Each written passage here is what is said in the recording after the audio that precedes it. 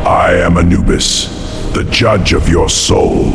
If your heart is heavy, I will devour you.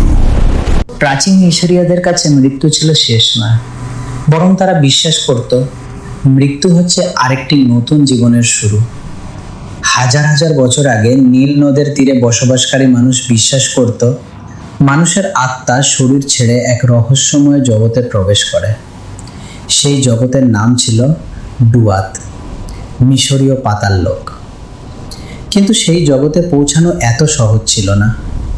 মৃত্যুর পরে মানুষের আত্মাকে প্রথমে সাক্ষাৎ করতে হতো এক দেবতার সাথে। তিনি ছিলেন অ্যানুবিস, শিয়ালের মাথা বিশিষ্ট মৃতদের পথ প্রদর্শক দেবতা। অ্যানুবিস মৃত মানুষের আত্মাকে নিয়ে যেত এক রহস্যময় বিচারালয়ে।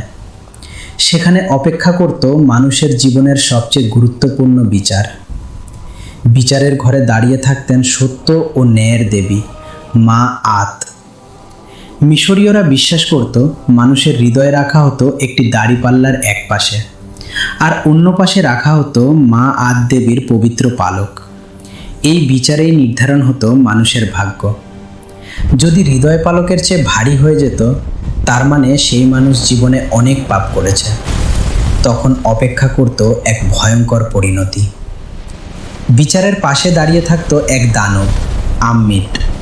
সিংহ, কুমির এবং জলহস্তির মিশ্ররূপের এই ভয়ঙ্কর প্রাণী পাপী আত্মাকে গ্রাস করে ফেলত।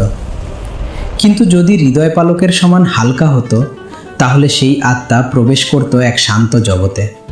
সেই জগতের নাম ছিল ফিল্ড অফ রিডস, একটি স্বর্গীয় ভূমি। মিশরীয়দের কল্পনায় সেখানে নীল নদের মতো নদী ছিল, উর্বর জমি ছিল, আর মানুষ সেখানে শান্তিতে অনন্ত জীবন কাটাতে পারত।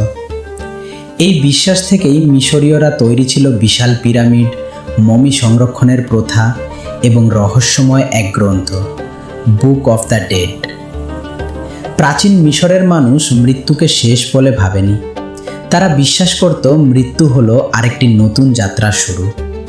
কিন্তু এখানেই শেষ নয়।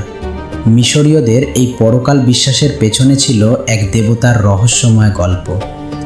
এক দেবতা যাকে হত্যা করা হয়েছিল, যার দেহ খণ্ড খণ্ড করে ছড়িয়ে দেওয়া হয়েছিল মিশরের বিভিন্ন স্থানে, আর যার পুনর্জন্ম থেকেই শুরু হয়েছিল মিশরীয়দের পরকাল বিশ্বাস।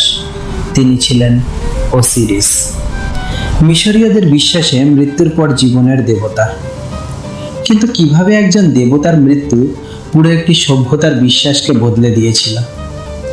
কিভাবে তার পুনর্জন্ম মিশরীয়দের পরকাল ধারণাকে নতুন অর্থ দিয়েছিল? সেই রহস্যময় গল্প জানতে ততক্ষণ দেখতে থাকুন আমাদের চ্যানেল অরিজিন অফ ফেথ।